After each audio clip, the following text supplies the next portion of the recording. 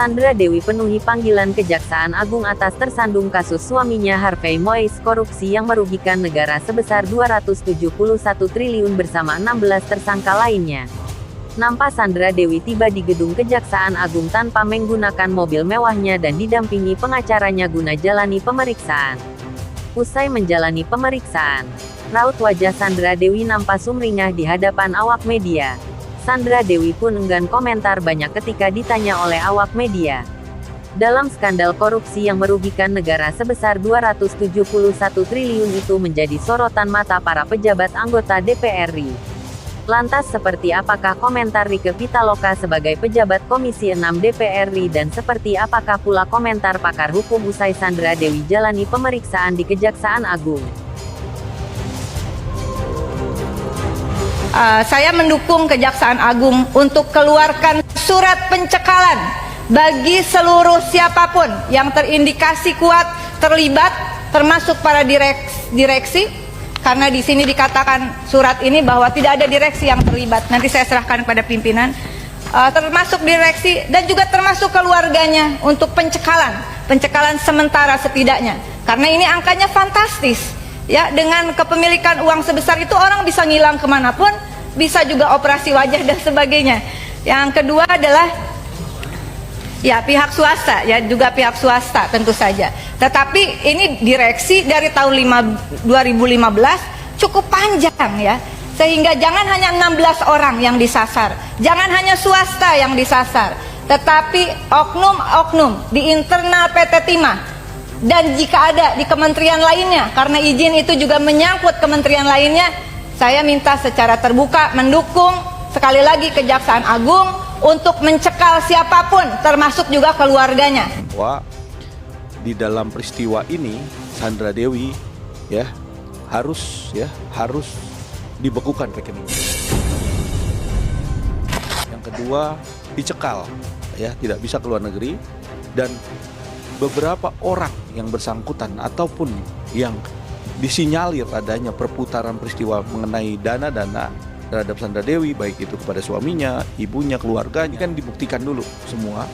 Apabila ini benar-benar terjadi adanya tindak pidana ini masuk ke dalam pasal tersebut, maka apabila dananya masuk ke di dalam rekeningnya Sandra Dewi, dan juga digunakan atau dipakai untuk kegiatan-kegiatan beli mobil mewah ataupun berbisnis kepada siapa dan di mana, apalagi harta itu dipindahkan ke luar negeri, maka masuk ke dalam tindak pidana pencucian uang.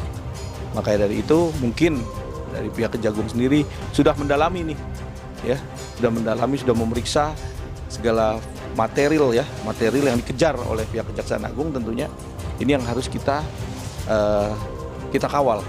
Artinya siapa saja yang terlibat selain HM, ke-16, apakah ada lagi yang lain?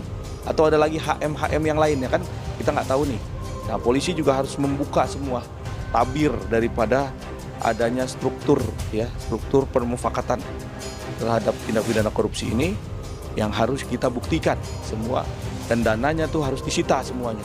Karena 271 triliun baru berapa persen nilainya nggak sebanding dari apa yang sudah diambil. Segala sesuatu material tindak pidana korupsi di mana sudah dilakukan atau sudah disebar ke beberapa orang atau orang-orang lain yang sifatnya adalah teman, keluarga, ayah, ibu, itu tidak menutup kemungkinan semua akan diblokir. Tentunya pihak Kejaksaan Agung begitu melihat, mencium segala sesuatu yang ada dana yang masuk ke dalam situ, blokir, sita. Karena nanti akan pembuktiannya itu, nanti kan setelah begitu disita, baru dibuktikan. Kan bisa di-track mundur. Kayak orang itu punya rumah, tiba-tiba punya rumah megah, harus dilihat dari mana asal-usulnya. Itu kan nggak bisa ujuk-ujuk itu rumah dapat dari mana, kan harus ada perolehannya. Nah, itu yang harus dibuktikan.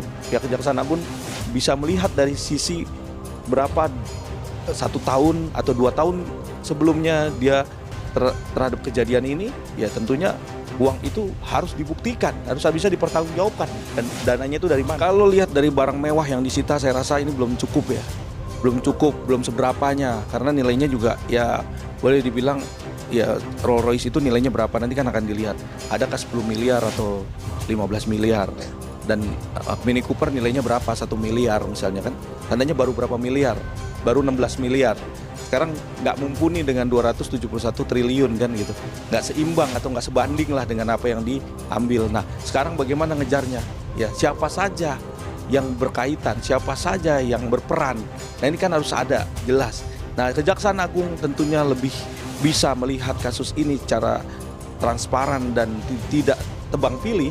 Dan harus dibuktikan satu persatu, karena di sini korporasi yang dibentuk semua ini adalah korporasi jahat yang lain yang tentunya kita akan melihat nih seperti apa. Tentunya pasti ada yang sebentar lagi ya yang harus dijadikan tersangka ya kan, dalam hal ini, karena semua orang udah ditangkap nih dari bawah dari semacam aliran sungai ya, dari hulu ke hilir ya. Nah itu pelan-pelan dia sampainya juga pasti di ujung. Nah inilah yang harus kita kawal. Ya tentunya semua nggak menutup kemungkinan ya Sandra Dewi bisa ditahan, bisa dijadikan tersangka, itu tidak menutup kemungkinan. Dengan apa? Dengan dibuktikannya bahwa dana itu larilah ke dia.